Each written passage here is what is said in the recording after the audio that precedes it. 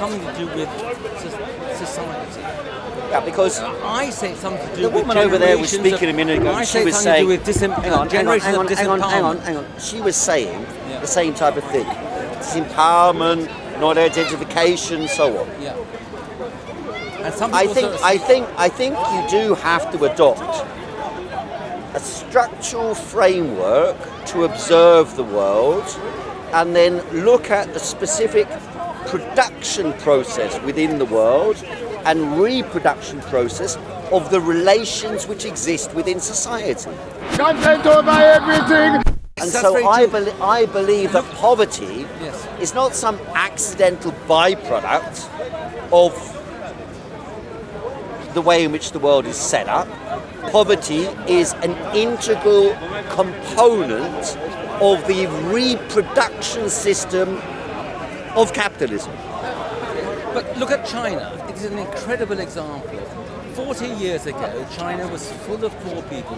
Through adopting a sort of the pyramidical, model, poor to rich, they slowly created a middle class. And in the process, so social engineering, which it was, is to some extent responsible for China's. Well, the question, I've spent 8 years doing a PhD on why China develops the way it develops. And it has developed, and is developing. And is developing. It's an hierarchical system. And the key... Isn't it mainly because of Western fueling it's developed? Because of what? Well, it's mainly because of the United States. The dominant idea in what they call sinology, the study of China, or in economics, or in the mass media, is that China's economic development and social development is down to capitalism. That's the dominant idea in the world. Yeah. Why? No, because it's not. It is the dominant idea. It started off as communism. Yeah, but that's not what the dominant idea Currently. within academia, sinology, economics, and the mass media is. The dominant idea is that the cause of the growth of China, the cause of the success of China, is the introduction of capitalism. That's what. No, that's China what's the started dominant. Maybe not what you think, but I'm saying it is the dominant idea. So, what my argument has been is that is utterly and completely inconsistent. Yes. Both empirically and theoretically. Because empirically, the evidence shows that China is dominated by publicly owned companies. Publicly owned companies. And the entire framework of capitalist economic theory is based upon the idea that publicly owned entities, this comes from the theoreticians in the 1920s and 30s, Hayek and Mies and so on, they said publicly owned economy cannot function effectively because there is an information deficit caused by bureaucratic administration which prevents a planned economy from functioning. This is the argument of what was called the socialist calculation debate in the 1920s. Now, that has been contradicted by the facts in China. And actually, if you look at what economists and experts, most of the experts have said about China since 2008, initially the response was this. In 2008 it was argued China is about to collapse. That was the dominant argument. Any day China will suffer a collapse, just the same as the United States and Europe and so on did. Because they've also got debts. Then the next thing was, there's this massive overproduction of housing in China, massive bubbles in real estate, and all this will collapse because of the sclerotic role of the Communist Party and its publicly owned institutions. That's the next argument they put forward. The question is, however, why did China continue to grow at 6.5% a year from 2008 until now? If it is capitalist, when the capitalist sector of the economy in 2008 to 9 suffered a massive collapse, the capitalist sector of the Chinese economy, a massive collapse. 20 million people were made unemployed in about 6 months, and yet a massive state stimulus program has been ratcheted up since 2008. About 1.4 million US dollars was invested on roads, hospitals, railways, airports, public money to public sector enterprises, driving economic progress. At least that's what I'm arguing. It drives economic progress. And although the private sector plays an important role, it plays a secondary role to the public sector. So this is, in my view, regardless of what you think about the Chinese Communist Party, in my view, it's a concrete illustration of the ability of a planned economy and publicly owned economy to drive progress in society in all major spheres of social, healthcare, welfare, education, infrastructure, and so on. Can I ask a question? Yes? What are they doing about the air apocalypse in Beijing? About the what? What are they doing about the air apocalypse in Beijing? Air pollution, you mean? Well, they've done quite a lot about it, actually. What have they done? Well, they've introduced controls over factories in the region. They've introduced controls, ecological controls, over the air pollution. And to be honest with you, I lived in China in 1990, and in Beijing and Shanghai, pollution was very bad. I mean, terrible. The river I used to go past every day, the Suzhou He in Shanghai, when you went past that, it bubbled, and it stank like methane. It bubbled, it black and bubbled. Now, I went to China this time last year, and it's not great, but it's a damn sight better than it was 10 years ago, and it's better than it was 15 years ago. And so, okay, that's not an answer that gives you, oh, it's perfect in China. I'm not arguing anything's perfect in China. I'm arguing that what China has shown is that publicly owned companies dominating the economy can work for the economic development and can surpass economic development under capitalism. Why is it that all these people say capitalism has created a new middle class in China? Because they like to believe the theoretical argument. That's the point I was making earlier. There's the empirical data doesn't match. Publicly owned companies dominate China. That's the empirical argument. But they also dispute that. But in any case, I'll explain that. If someone wants to know about that, I can explain it. The theoretical argument is actually why they adopt a false analysis of the empirical argument, and that is because they have a dogma. And their dogma is public cannot work. Publicly owned companies cannot drive an economy forward. And so the theoretical stance they adopt is that cannot be happening. And therefore, because it cannot be happening, they imagine that the emergence of a capitalist class, a few billionaires, an entourage of semi-middle class people who own a house, who own a car, who have got vested interests in the existing society, that those people somehow will become the carriers of a progressive change in China towards Western democracy and towards a fully capitalist economy. That's why, for example, there were two economists, Sheng Hong, I believe his name is, I can't remember, Zhi Wang or something like that, this week made a statement in Beijing condemning the Chinese Communist Party's economic policies and advocating widespread privatization of the large state-owned enterprises and the banks. And so there is a cleft between these views. And the same thing came out of Donald Trump's entourage. Last week published a document which analysed the threat from socialism. And again, they talked about this question about publicly owned enterprises. And the reason why Donald Trump has got a conflict with China is the same question. He's saying the Chinese state is subsidising state-owned enterprises. Well, it's true, they are. That's kind of the point. And he has got a point. But you see, in the United States of America, the United States of America takes public money to subsidize private enterprises. Farmers, weapons. I mean, from weapons to banks to private companies and so on, the contracts come from government money and they're handed to private companies.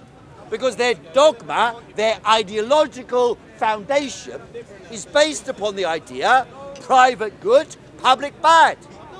And it's a fundamental philosophical standpoint they have, because it represents the views of those who own and control the means of producing wealth. The banks, the big industries, those people who rise up within the system, who reach the top, the pinnacle of economic and political power, economic being the dominant over political power, those people naturally believe that their own position is justified, is right, is morally correct, and that they have some element of superiority. It's natural. If you become like a leading boxer in the world, you naturally think there's something innate in you that made you that. And there may be some physical element, there may be some training you received, there may be some education you received, but on the other side, you have to understand the total context. How many people enter the sphere of boxing? How many people from that are able to get professional training? How many people within that have enough finance, backing, support, a network, the right social and psychological conditions to do so? It's a small minority. Now, a boxer doesn't get handed his title and no component of that, perhaps except some economic support, from an inherited source. And yet, many of the corporate and financial powers in the world do have a continuity that flows from the transfer of wealth and of what you can call cultural capital from one generation to another that allows them to advance more rapidly than others or to maintain their position as opposed to others. And so these aren't accidental processes, they are tendential laws. Marx talked about laws. A law is all human beings die. A tendential law is all human beings tend to get sick. And the older they are, the more likely they are to be sick. So a tendential law is a process, a governing force within a process. It's not a perfect law. This person that's wealthy could not come from the poor, or this person that's poor could not have been wealthy in the past. Instead of this, it's a general trend. And that general trend, like other tendential laws that Marx talked about, is something observable, verifiable, and understandable. Can I bring up another tendential trend? Every empire tends to overextend and then collapse, or at least go downhill. And now everyone's talking about the United States declining in its hegemony and China taking over in that respect. Do you think what do you think? Is it either China is going to stop America being the superpower, or is it going to be more than that? China's going to be the next superpower? I'm writing an article now for the School of Eastern European and Slavonic Studies. They've got a 100th anniversary book, and the book is called Socialism, Capitalism and the Alternatives. So the question, as far as I'm concerned, I'm writing about China, is China will become perhaps the most influential force on the planet if it turns communist. Now, that's going to be my argument. If China turns communist. Now, why do I think there is a potential for China to turn communist? Now, on the one side, you could superficially look at China and you could say, well, you know, Xi Jinping, the General Secretary of the Communist Party and the President of China, he declares himself to be a Marxist. Now, most people in Britain don't realise that. He spoke for an hour and a half on the 4th of May, at a meeting at the Great Hall of the People, where he declared that he believes 100% in Marx's ideas. He was saying so. He repeated it again and again. Without Marxism, China will collapse. That's what he said. Now, I believe that Xi Jinping's Marxism is slightly off tilter as far as actual Marxism is concerned. But the key question is this: understanding the historical context as to why China developed the way it did, and understanding where China may go. There is within China a powerful capitalist class, much bigger than there ever was in the Soviet Union, Hungary, Poland, and so on. Much bigger. On the other side, as Marx explained, the working class, those who sell their labour power for a wage, and those who engage in commodity production, producing goods and services to satisfy the wants and needs of the mind and the body, that class, according to Marx, is a universal class. The first universal class in history. The bus driver in Bogota, Beijing, or Birmingham is effectively the same person, despite where they're born, despite the language, despite their religion. They are the same people. Conditions determine consciousness. That doesn't mean against the tendential law. Not everybody who's a worker is a revolutionary communist. Not everybody who's a capitalist is against communism. In fact, one of the richest billionaires in China, only a few months ago, declared that in modern times, with modern technology, with big data, the argument of Mies and Hayek that information deficits caused by socialism will inevitably lead to the collapse of socialism no longer applies. And that the technical development of society enables big data to replace the marketplace as the mechanism for coordination, distribution and exchange. And Amazon, Google, eBay, all these companies, the data collection, in fact in China the companies to some degree have outstripped those companies. And they've done so because they banned Google from operating in China. They banned Facebook from operating in China. And although it might sound like I'm being some sort of tyrant in saying this, they were right to ban them.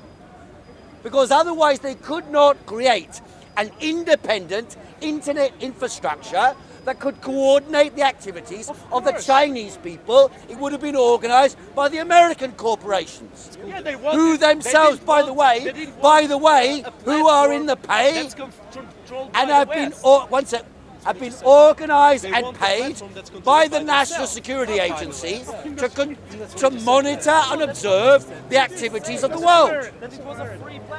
What were you saying? He never said that. What were you saying? He never said it What was were a you free saying? platform. Are you saying that the platform that they created in China, that basically is the equivalent of Western Facebook, is free? It's a free platform. It's not controlled by the state. Is that what you're saying? I didn't say so. What are you saying then? Is it I controlled merely by the state? said that it's right for the Chinese to have their independent development of the internet rather than have development controlled by Western companies, who themselves, and it's well documented by Ed Snowden and by the analyses he's made and by the reports he published, by the documents from the NSA itself, that they were using, the intelligence agencies were using Google, Yahoo, Facebook as instruments to observe and monitor the world. And it reached an extreme point when we discovered last year that Cambridge Analytica, working in conjunction with Facebook, were manipulating it. They go on about Russia posting a couple of memes during the American election, or Russia posting a couple of Facebook posts during the Brexit vote. But what about Cambridge Analytica? What about Facebook? What about Google? Integrated together with the NSA, which naturally for the Chinese, as you would as a former Ukrainian or whatever, naturally you'd want to have some independence from. Is it controlled by the state? Is the No, it's Chinese... not controlled by the Oh, state. Of No. course not. It's of not course controlled. not. You know It's what? I actually steered, spoke to it's some steered. Chinese people, and they keep telling this to me, that everything is monitored in China. So the same amount of monitoring that we receive in the West, it's much bigger in China. The There- difference is, they're not as hypocritical as the West about it, and they just say, okay, you're being monitored. In I the didn't- West, I didn't say now monitoring and monitor controlling the website is different thing. They are different monitoring things. and controlling is different. It How is it different. Please explain to me. Monitoring means when people post things, you look at those posts and you say, I don't agree with that. So either someone from the internet army in China says that must be deleted, or someone says, let's post something to argue against it. So that's monitoring and intervention in monitoring. Now, there is a difference between that and the government saying, you must do this with this platform. That doesn't mean the government in China doesn't do that, but it doesn't do it on Baidu. Kind of does. Well, I don't believe it does. go to Baidu. I believe there's a significant amount of independence allowed, not so much as perhaps I would like, but they do have a significant amount of independence. And the idea propagated in the Western media that the Chinese people are not able to use the internet, are not able to express their views, are not able to find information is utter and complete rubbish. Of course it is. I lived in East Germany before 1989, and I can tell you this. Before 89, we had no internet, we had no fax machine, we had no photocopying machine, we hardly had any telephones in East Germany. And yet, between September and October 1989, we were able to mobilize millions of people on the streets. So, revolutions don't come because of the internet, nor are they stopped by the internet. In 1848, the whole of Europe experienced revolution. The whole of Europe. And it spread from France, Italy, across Germany, Austria, Hungary, and so on. Okay, but look, it's pretty funny because Without the revolution any in internet. Germany was against socialism. What? Well, you know, when the Berlin Wall fell, when the Germans wanted to leave the control of the Soviet Union, it was against socialism. Yes. So you're kind of So- giving an example that goes against your agenda. Well, because I am able to deal with subtlety, my friend. Subtle. If I was merely to adopt the standpoint that you believe I should be adopting, if I'm a socialist, then obviously you would have no problem knocking me down. The problem is I have got a slightly different argument. For me, Marxism is not an instrument to whack people over the head with and make them behave. Marxism is a method to understand the world and to transform the world. That is a distinction between transform what the I am world arguing. into a worse world. Well, you believe it's a worse world. I see because that you're it's fun- worse because it has happened many, many times. Well, you asked me.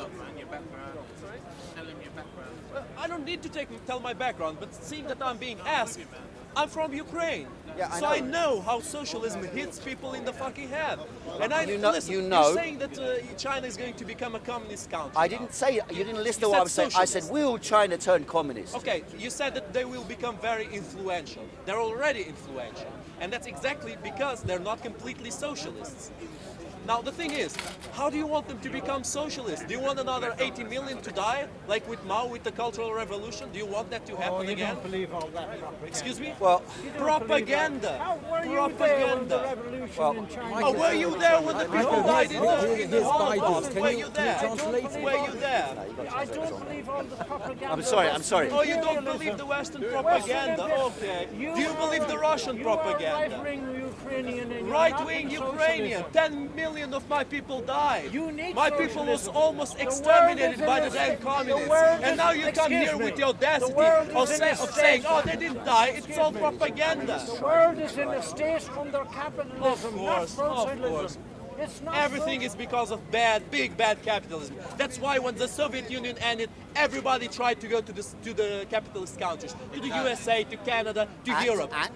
My grandfather, And What's the and life? they got rich. What's the life And expectancy? they What's the lived life much better. expectancy in Russia now? Has it gone up or down?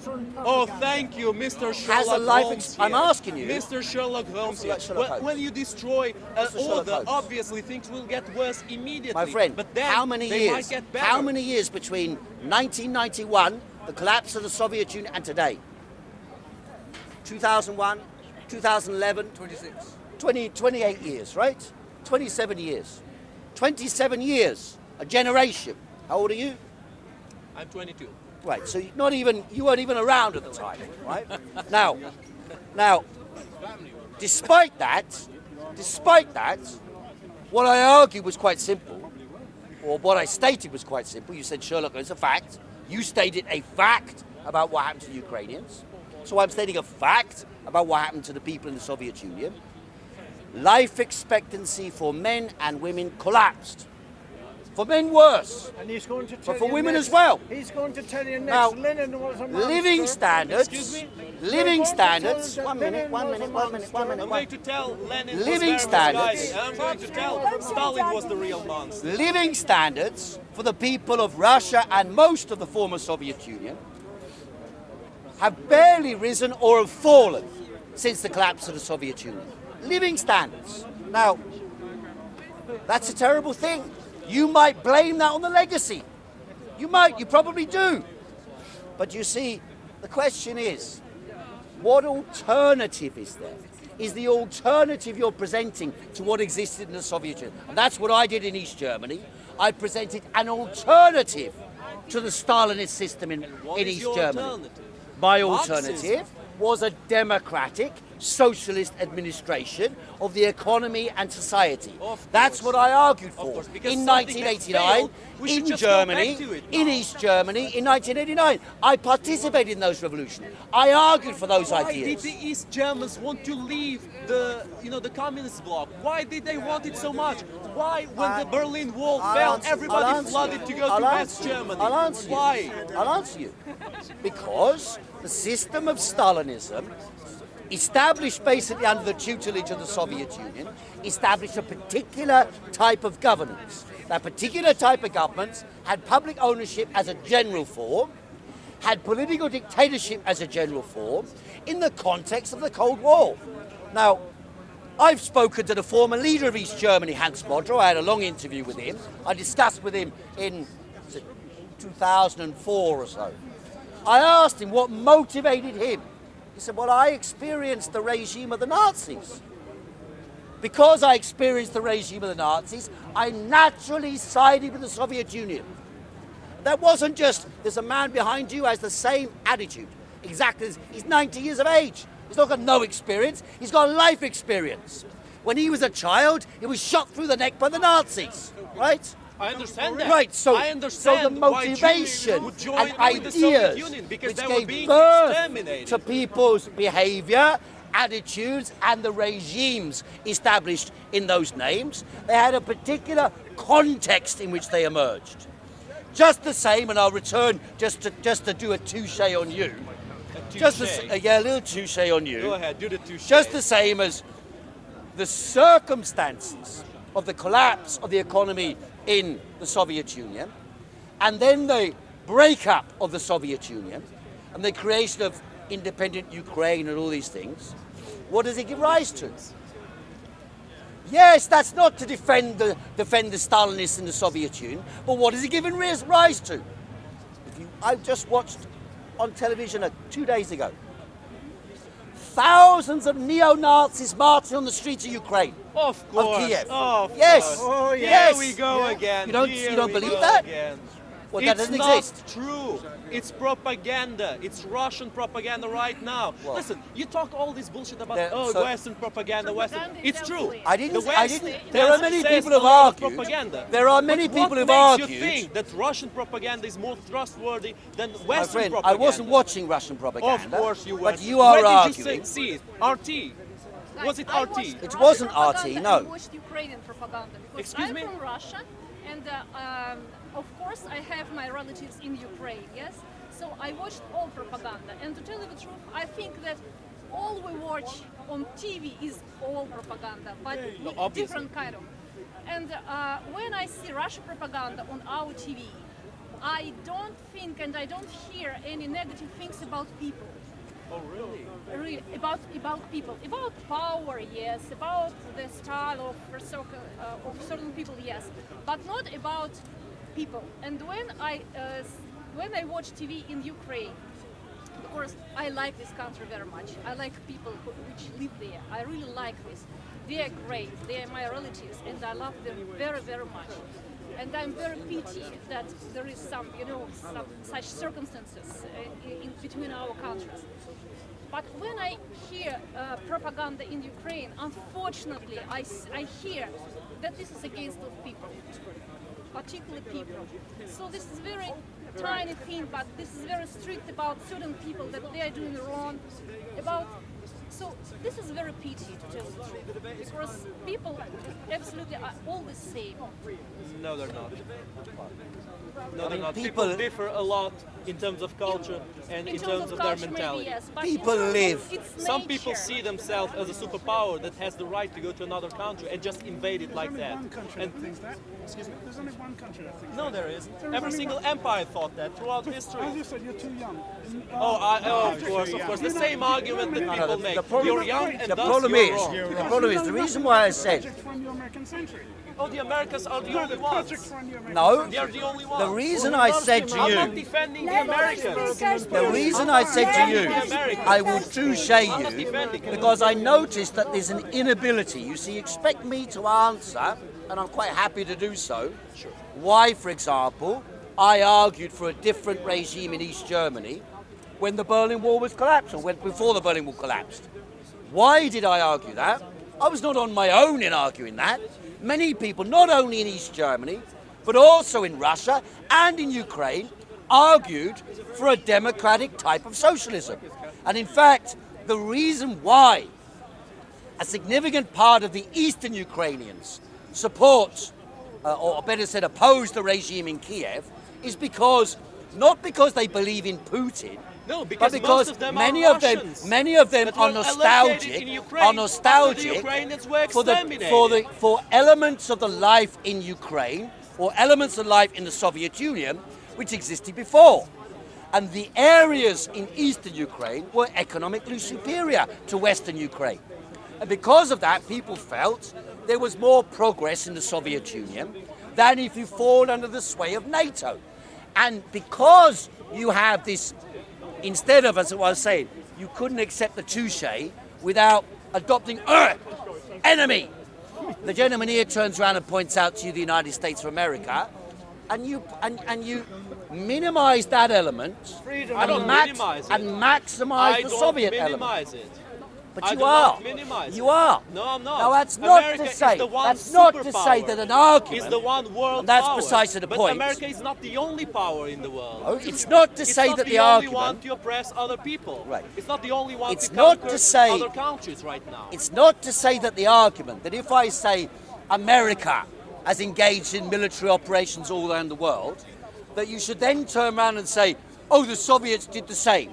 Or you should say, I support the Soviets against the Americans. No, I'm not saying giving the No, but that Soviets is as an the binary example methodology. because just For to say something example- worse, for I'm example- giving them as an example because you give them as an example of something we should follow. What did I give? And I don't What did I agree with give that. as example? You're saying that we should implement Marxism in countries right now after it has failed time and time and time Well, again. as And the I thing explained, is, I I'm agree s- with this what- lady what- about one what- thing. what do I I don't think mean- we and what the do Russians I- are all that what different. do I The mean- thing is, What do that- I mean Well, by okay, Marxism? go ahead, interrupt. No, What do I mean by Marxism? what do I mean What by do you Marxism? mean by Because you're Marxism? telling me what I think, and that's wrong.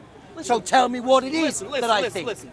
I don't What need is it? to say what you mean by What is it Marxism. you think I think? If I come here with the picture of Hitler and I start saying, okay, I No, want to I want to- expand his you're ideology, telling me I don't need to what's explain wrong with my my ideology. argument. It's I'm asking automatically for a piece you. of shit. For Because you. Hitler failed in his ideology It's nothing and to do with Hitler. millions I died. didn't ask you about and Hitler. Marx failed in his ideology and millions died. Many more than the ones who died with Hitler. Many more. So why are we defending one piece of shit and we are attacking the other one? Why aren't You're we not. treating Marx and I'm and arguing Lenin what and I Stalin believe in. and Mao Zedong? You seem as to the think pieces I of should be shit they are. arguing what you believe in. Excuse me? The problem, I am arguing what I believe in. You seem to think I should argue what you believe in. I don't mind if you don't believe in what I believe in. However, it would be useful if you're going to criticize me for what I believe in, to know that you know what I believe in. So I'm asking you, what is it that you think is wrong? Not with what the Soviet Union was, not with what East Germany was. I've explained to you, not only this week, but many previous times, what it is I believe in. Now you can argue, oh, that won't work. Just the same as the gentleman here could argue, oh, the Americans Yes, intervene X, because Y, it and has Z. never worked in You the can past.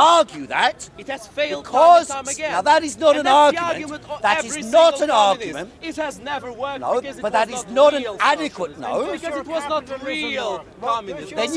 Then do you wish to engage in the Ruthless argument? capitalism. Yes, it's very Ruthless capitalism. Do you actually wish made to countries engage in the richer. argument It about the actually possible? developed them. It's not perfect, of course, but it actually improved their lifestyles. I'll tell you one story. The story of What of improved my the lifestyles? grandfather. No. My grandfather No. escaped from No. the Soviet It's not Union to interesting, my Canada. friend. He It's got not rich interesting. there. You He said came that back last to Ukraine. week. He bought many You lands said that in last Ukraine, week. and What everything about was it? confiscated. What about it? Because you can't say anything against it. But I'm not arguing for Of that. course you're not. You're trying to arguing for make out. Marxism, No, and you I will are never- saying I will never that let you're. you So spend what this is ideology Marxism? to people. What is it? What is Marxism? Yes. I need me to Hang on, lecture hang on. you about Tell me Marxism. I'm not what it is. lecturing you about it. Because you don't actually know what Oh, it is. I don't know what No. it is. Please teach me. Tell me what it is for That's what you. I'm trying to do. Because that's what Thank you. communists Thank do you. all the time. They tell you, oh, that's not real Marxism. No, I'm My asking Marxism you. is the only real So tell me one. what it is.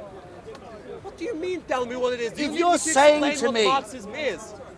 Okay, let me go step by step. Right. First of all, Okay, go on. Marxism is a totalitarian regime in which, yes it is, it's not. in which the government collects That's not everything. Marxism. That's socialism. And socialism is the step before communism. And communism and socialism are part of Marxist ideology. Part of.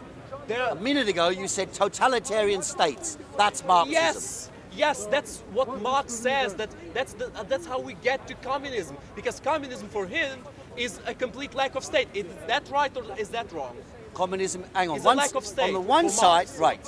So Of now, course it is. now you've Now illustrated. you're agreeing. No, now I know no, about it. now- Now you're no. admitting it. Now it's because ill- I'm Can actually. I just answer you? Okay, go ahead. Answer.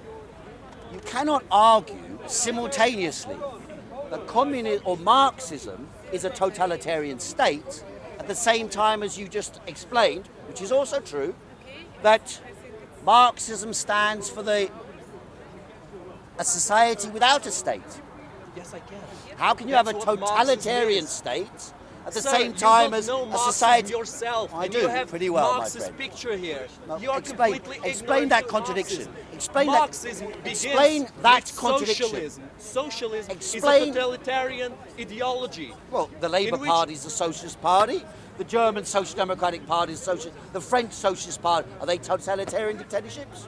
Well, they're milder socialists.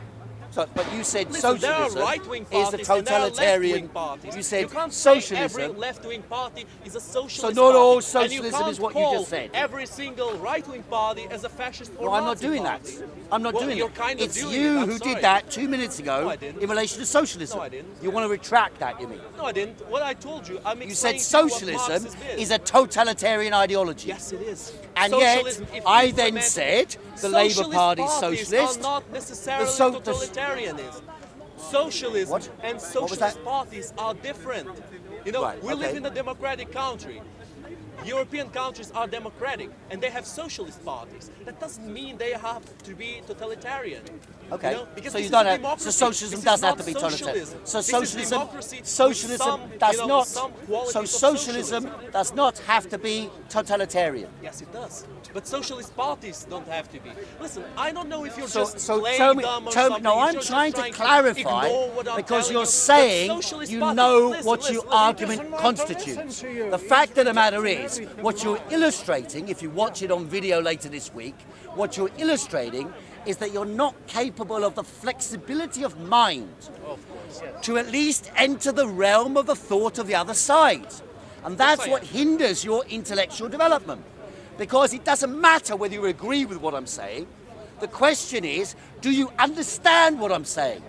Do you understand the ideas you're criticizing? It's no good criticizing a body of I have ideas. been explaining A body to you of what ideas. Marxism is, and you can't be one good argument against what I'm telling you. All Because you're you haven't saying, explained oh, it. well, you know, but there's socialist Because you parties that are haven't not explained it. totalitarian. What- Socialist each parties in a explanation you have democratic made- government are not the same as a Each- socialist government. Right, so what's the distinction? Look, Venezuela, What's the distinction? Cuba, What's the distinction? Venezuela, Cuba. What is the Soviet distinction? Union, Mao's China, they're all totalitarian regimes. And, Are you- and are you're you again- arguing. are you saying the You're contrary? arguing that they are socialist. Of course they are Well, socialist. I have never taken that position. I've never taken that They position. were not real I got communists. involved. They were not I got real involved. socialists. No, I've never taken a position that they are socialists. Oh, you never did it. I got Well, involved you were in- defending Marx. And they Marx were wasn't around. following the Marx ideals was of not Marx. around when the Soviet Union was Yeah, he was established, dead. or when fortunately. China and was his established. ideology should be dead too. So, according to Marx, why? Because this is a big body of thought. Anybody who studied Marxism will know. I mean, I don't expect you to have studied Marxism, but anybody who has studied Marxism will know that his definition of socialism was quite specific, and it referred exclusively to societies in which the level of economic development was so advanced that they would be able to surpass the productive capacity of capitalism from day one. In other words, Was when that Marx part of was Marxism around, about he the argued that communist the world, revolution will about the begin. expansion of He- communism? let me just finish. Did He he argued. advocate for Let me that? speak I'm up, sorry, finish. did He advocate argued for that? that the revolution will begin in France, will continue in Germany, and will finish in England, the three wealthiest countries in the world at the time when Marx was around. That's the argument he made. So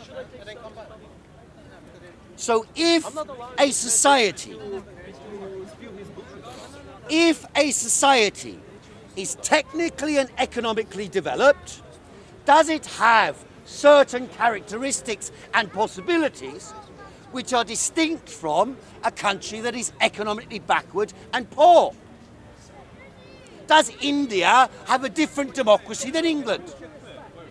Yes, Is that connected to poverty? somewhat.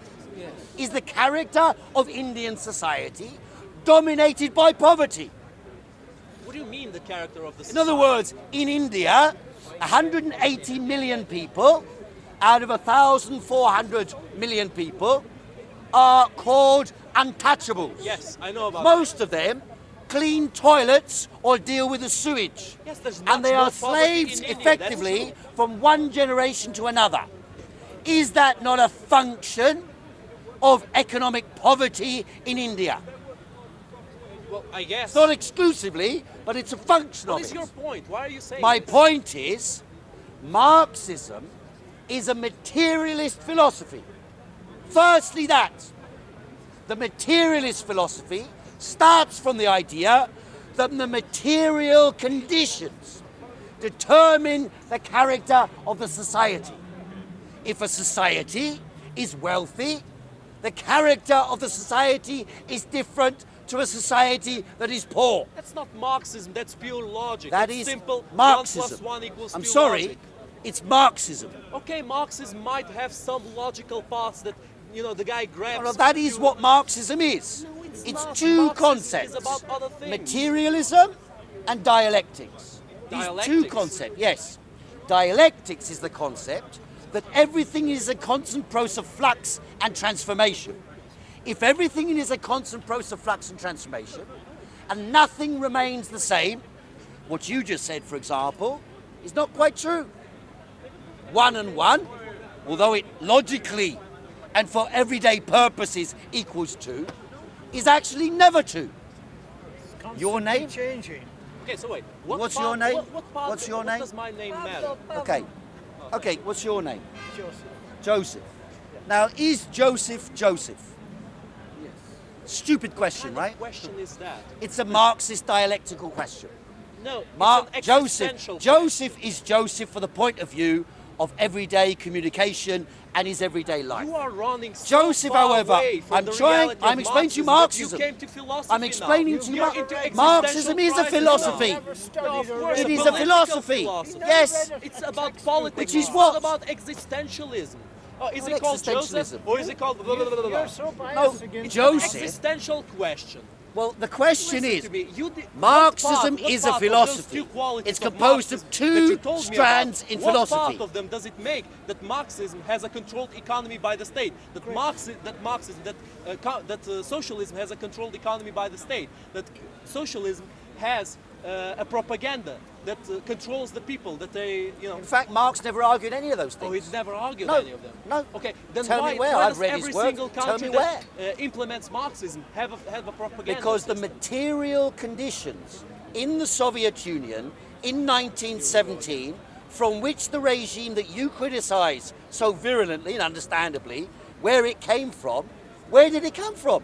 It came from the First World War, in which millions of people were sent to slaughter by the capitalists. We discussed this a couple of weeks ago.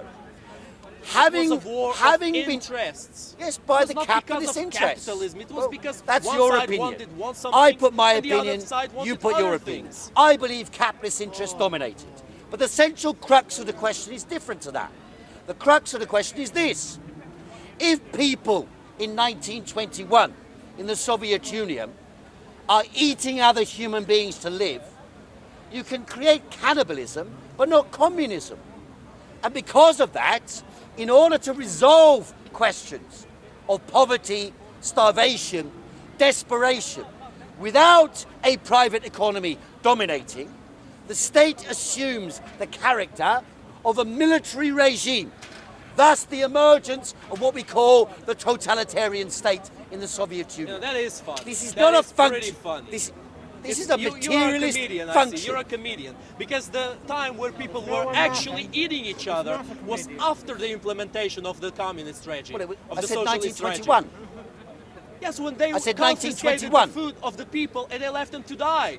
Yes. When they surrounded villages and they confiscated all Well, the you're food talking about and people ate You're each talking about other. 1931. I'm talking about 1933. Right, okay, The 30, Holodomor in 30s, Ukraine. right. But I mentioned an That's earlier what I'm date. That's talking about. doesn't mean And I didn't that's know about something the other, that but I was you mentioning an always earlier one. omit, because you keep saying What I'm saying talking about other is things. that the material It doesn't matter all that conditions much. of man, The material conditions. the Were material the material condition- conditions in the Soviet Union the same as they were in Cuba or My China? friend, my friend. They were completely different. what? In Cuba or China. Were they in the same conditions? Of in, course not. in China the conditions were very, very similar. Oh, very They had similar a, they to had the a war. USSR. They were invaded. They were invaded by the Japanese in 1936. There was a war going on from 36 until 1945. Then there was a civil war. And there was a civil war from 1927 until 1949 going on in conjunction with the invasion. So yes, the people lived in penury. And because they lived in penury, one side is this. poverty. People who live in disastrous poverty, on starvation conditions, and try and change their conditions, in circumstances like China, they took up arms. And where you have an army, like Mao Zedong's Red Army, fighting a war of territory, a mobile war moving from mountain to village to river to hill to plain, Brave man. where you are moving from one area to another, conquering territory, establishing temporary power, fighting the enemy, fighting the Japanese, then moving to another place, a military disciplined hierarchy takes control of the society. That is what Mao Zedong established.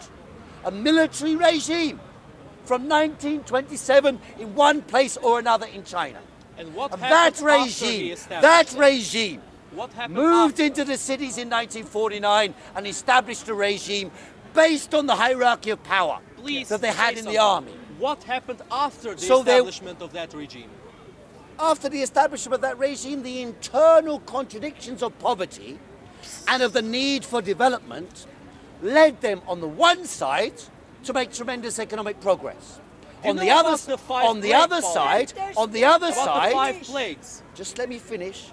On the other, I said on the one side, Answering the tremendous questions. economic progress. On the other side, enormous social conflict. Change. Social conflict. Because one region of China was wealthier than another. one hierarchy of power in one region, wanted to maintain its position and power. When you have a planned economy without democratic control, you have a hierarchy emerge and a crystallization of power relations within that. You get corrupt officials, stealing, robbing, plundering. You also get anger on the part of the poorest people, rising up against the more wealthy people or those in power. And therefore the internal contradictions and the class contradictions which existed in China before the revolution become even more exacerbated after the revolution. Thus you had conflicts of interest within the bureaucracy, so that, for example, Mao Zedong advocated 1958 what he called the Great Leap Forward. The way to overcome China's contradictions, he said, was to industrialize and overtake Britain in 15 years. And kill 80 million people. That was Kill 80 million people. No, of course not. Do you know about the 5 There brain is politics? one book called the Mao Black Book of encouraged Communism. the people to shoot all the sparrows in China. You can look That's it the up. Great Every Leap single Forward, my one friend. can look this The up. Great It's Leap completely Forward. We're not historically hiding that, my accurate. friend. They I'm shot not all the the Great Leap sparrows Forward we around talked China. about. Well, actually, And they didn't the shoot them. locusts reproduced They at didn't such shoot a them. rate that they ate all the Black grain. Book of Communism. They ate all the That's why we grain got- of the Yes, people. yes. And? all the grain. And why the did people that happen? starved Why because did they that shot happen? the sparrows. Firstly, they didn't because shoot Mao was a brain-dead idiot. Firstly, he killed more people than sorry. any, Can I ask a question? than, I'm sorry, than any dictator on earth. I'll just try and answer this a little Why the bit. rich Sure, countries propaganda. not, Get out of here. Get out of here. Marxism? Get out You of know here. what? Get out of here. One second. What's propaganda? What's I that? will talk to you. Hang on. I will talk to you. Hang on a minute. Someone else. Someone else wants to speak a moment. I'll just wander away from you for a minute, yeah, and then I'll come back to you. And you're easily Hang on. Marx came from one of the richest countries in the world. tell me Yes. shut up. He, you know, like, and then I'm not Hang on. Wait. why is Hey. why 1 minute. why is Marxism cannot be, you know, implemented in rich countries, but only in poor countries, you know, Marxism flourishes to the extent that in the country where I come from, Marxists, Leninists, and Maoists are democratically elected and been ruling. It's a contradiction to That's what you that's. said. It's not a contradiction. It's an illustration of the contradictions in the world. Okay, what I meant was, is it correct you're saying that when the conditions are right, when the economy is in good health and the wealth is generally spread, Marxism should work? Is that what you're arguing? Marx argued. And do you think in the United Kingdom either the conditions are right for Marxism, and how would you think that could be implemented, and do you think it would be a good thing? That's the question I want to ask, because it's more about Britain and a more modern and similar to what this... Tied in together with this, Yeah. we have 3 poles effectively emerged out of that discussion. Pole number 1, the regimes of Stalinism that were called Marxist regimes and that have existed or do exist today. That's one pole, which obviously, if I'm standing up at Speaker's Corner, ever since I've been speaking here since 1986, people have criticised me and said, you support the Soviet Union, China and so on. I've always spent my time explaining why there's a distinction between what I'm arguing for, and I went to East Germany in underground conditions, I worked in the underground, I smuggled literature into East Germany because I believed that that was a central question to what we have to answer if you want to explain what socialism is and achieve socialism. How are you going to do it unless you can answer that question? So yes, that's why I'm not, I get annoyed, but I'm not upset that the gentleman here argues that point. Second point, the gentleman who was arguing, he said, in poor countries, I presume he was from India, some people are more likely to support communist ideas. Yeah. Yes, because for them, I've been in Pakistan. When I went to Pakistan, I met with labour organisers in Lahore and in Islamabad and Rawalpindi. And when I attended the meetings there, and I discussed with my comrades there, many of them were starry-eyed about the Soviet Union. Because for them, like one of them, a friend of mine, Faiza, if she's watching, hello, Faiza, she learned to be a doctor in the 1970s. She went from Pakistan to Afghanistan. In Afghanistan, she showed me pictures from Afghanistan no headwear, dancing in discotheques in the 1970s. And then after the Soviet Union established, they went to the Soviet Union. Better said, after the Soviets invaded Afghanistan, they went to the Soviet Union and studied there. And they said, oh, that's a perfect social, or very great socialist country. Because for millions of people who could advance, who could get an education, who could learn to be doctors, scientists, engineers, that system brought progress relative to the backwardness of their own country under capitalism and feudalism. So that's why the appeal of even the Stalinist regimes, dictatorial or totalitarian regimes, it existed and it still exists for people in Africa, for people in India, for people in parts of South America. China is an enormous appeal. On the other side, for people in America, or in Britain, or in Germany or Switzerland, it does not have that appeal. Because in most of those countries, we have 100 years of relatively uninterrupted democratic system. And therefore, in those countries, most people believe that's an anathema to them. And so we come on to the question of socialism in the advanced capitalist countries. Socialism emerged in the advanced capitalist countries, and Marxism was the foundation stone for modern Western socialism in Germany, in France, in England, right across Europe. Marx was the leader of the revolutionary movement from 1848 until his death. He was the leader of a movement which included the nationalists fighting for independence in Italy, included the anarchists from Russia, included the social democrats from Germany, because people believed, and I believe that's the essence of what his beliefs were, they believed that Marx's ideas and socialist ideas associated with that were the most democratic ideas of the era. They argued for the right to vote when we had no right to vote. They argued for women's votes when women had no right to vote. That's right. They argued for the right to strike, the right to organise, the right to speak. Speaker's Corner itself was established by a demonstration in 1866 led by the Reform League, and half of the members of the Reform League were members of Marx's group. They were fighting for democracy before we had the right to vote. So the argument that communism is anti-democratic is a bastardization caused by the nature of the way in which the Soviet Union, because of its economic backwardness and its isolation from the European Revolution, led to the rise of a Stalinist dictatorship. Because poverty gives birth to hierarchy. If you have millions of poor people and some people can get wealthy, those people will seek to protect their wealth against the poor people. And if they're doing it in the name of communism, they do it via a method of totalitarian regime. And so democracy and socialism need to be reintegrated together since the collapse of the Soviet Union. And it was, by the way, people like myself from a Marxist background, some of you might remember in the 80s, when I was speaking at Speaker's Corner, first of all, everyone used to slag me off.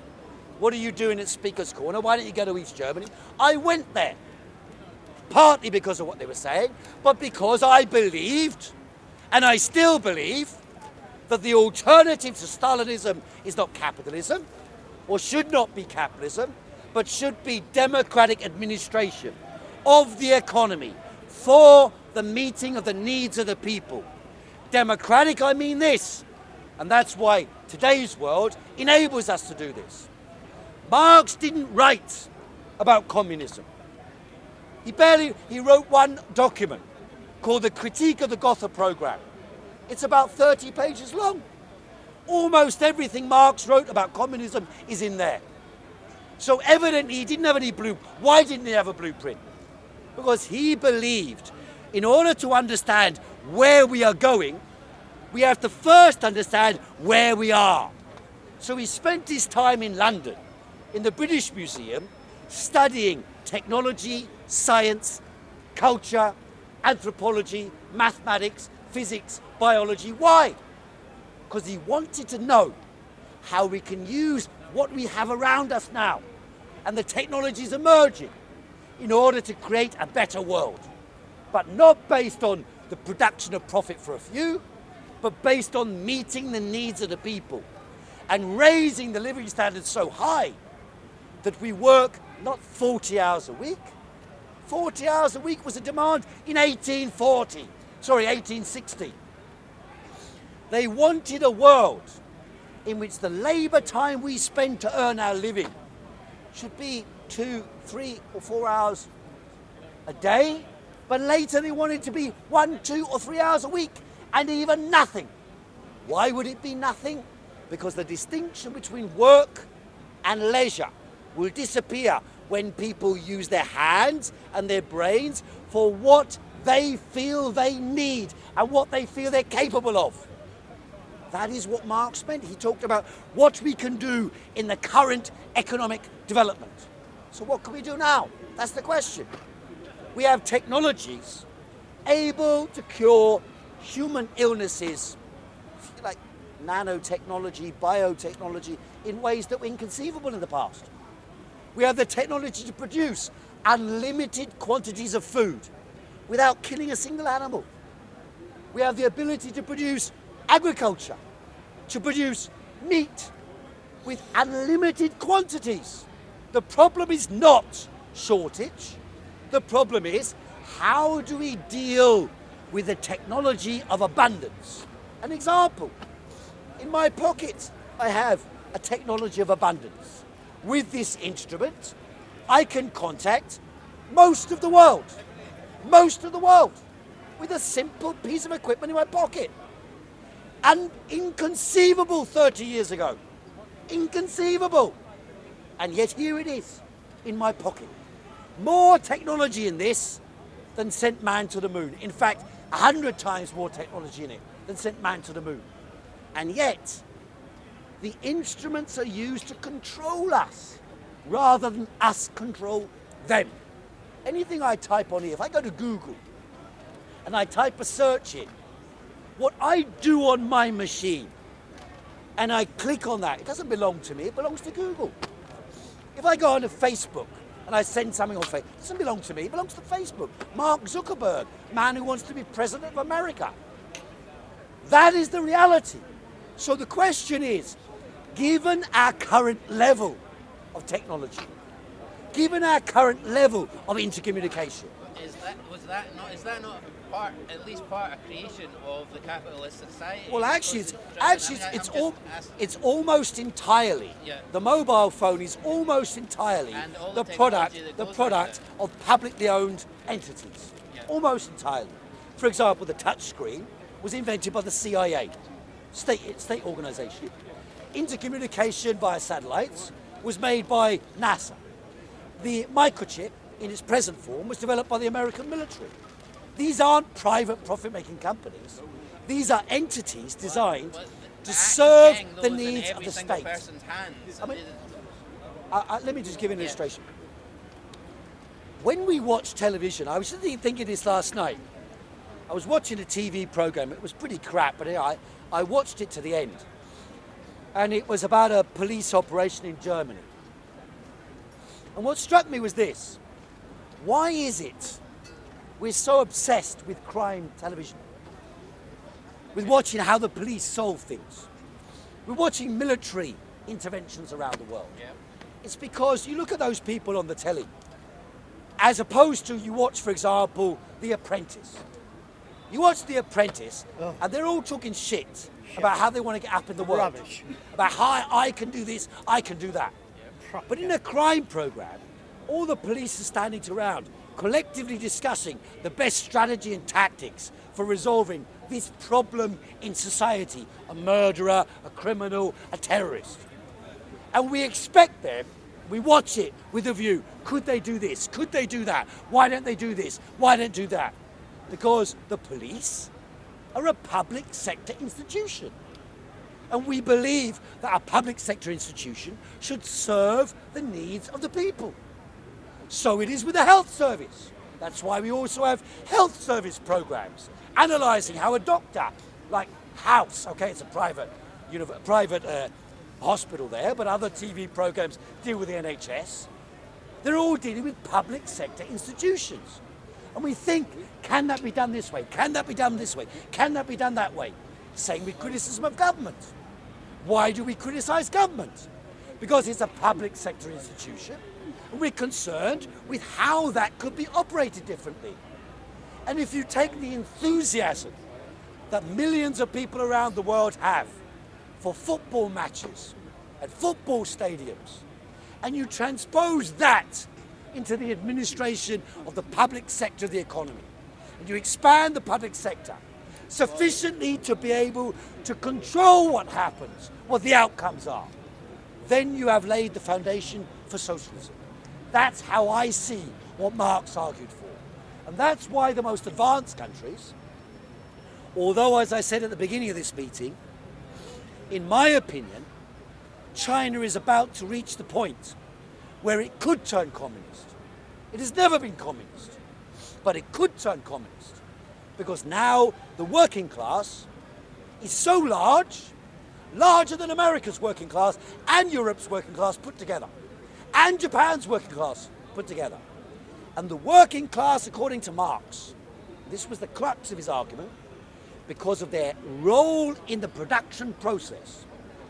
If they take over the running of the economy, they can administer the thing in a way that reduces the working week, raises culture, raises education, raises technology and science, to enable us to administer things, instead of things controlling us, instead of money controlling us, instead of products controlling us, the production of products for profit controlling us, rather than going to work tomorrow morning for the man.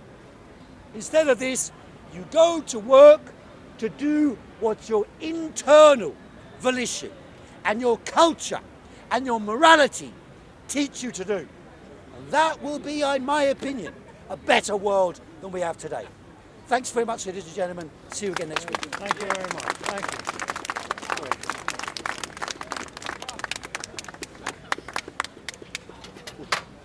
I have to go. I've got to go down the coast. Yeah. See you later. Yeah. Thank you. Thank you. The best speaker in the park. Very brilliant. The very best. Very knowledgeable. Very knowledgeable. Not like the fool from the Ukraine. Oh, that one is only 22-year-old. He would love to be a speaker, but hasn't got the knowledge and the brains. Right.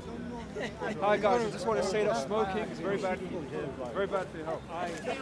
He insulted me. The Ukrainian. No, but You're Ukrainian, you know. I said he was the Ukrainian. He insulted me.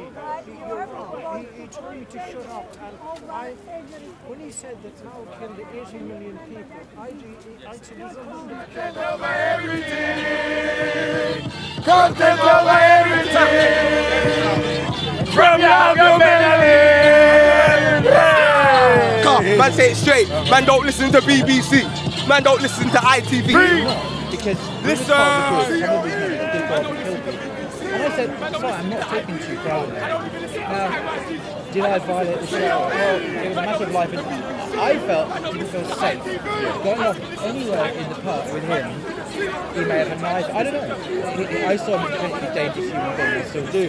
But even more so because I know more about him. So I asked him to come. I didn't accuse him. I said, do you support Islamic State? I wanted to find information.